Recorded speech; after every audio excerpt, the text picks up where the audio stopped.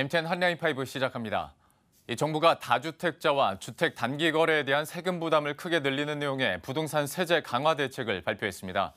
다주택자에 대한 종부세율을 최고 6%까지 올리고 단기 투기 세력을 막기 위해 1년 안에 집을 팔면 양도세 70%가 적용됩니다. 염현석 기자의 보도입니다. 정부가 현재 최고 3.2%가 적용되던 다주택자에 대한 종부세율을 최고 6%, 2배 가까이 끌어올리기로 했습니다.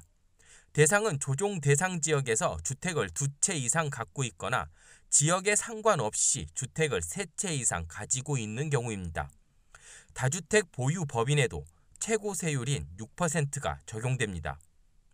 이에 따라 합산 시세가 10억 원일 경우 종부세는 48만 원에서 178만 원으로, 30억 원일 경우 1,467만 원에서 3,787만 원으로, 50억 원일 경우 1억 원이 넘게 됩니다.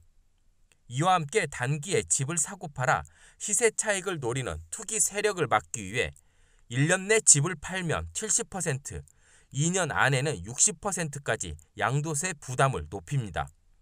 다만 양도세 강화는 매물 잠김 현상이 생길 수 있어 내년 5월 말까지 유예됩니다. 취득세도 다주택자 부담을 최고 4%에서 12%까지 높이고 신탁한 부동산의 경우도 보유자의 재산세에 포함되도록 했습니다. 다주택자와 단기 차익을 노리는 투기성 거래에 대해서는 더 단호히 대응해 취득, 보유 및 양도 모든 단계에서 세부담을 크게 강화하겠습니다. 투기의 온상이란 비판까지 나온 임대 사업자 혜택도 대폭 손질됐습니다. 4년짜리 단기 임대와 8년짜리 아파트 장기 임대는 폐지됩니다. 또 단기 임대의 신규 등록 역시 없애고 단기 임대의 장기 전환은 허가하지 않기로 했습니다. 서민과 실수요자의 부당 경감을 위한 혜택도 마련됐습니다. 생애 최초 특별 공급을 민영주택에도 최고 15%까지 의무화해 공급량을 늘리고 신혼부부 특별 공급의 소득 기준을 월 평균 소득 130%까지 완화해 혜택 대상을 확대합니다.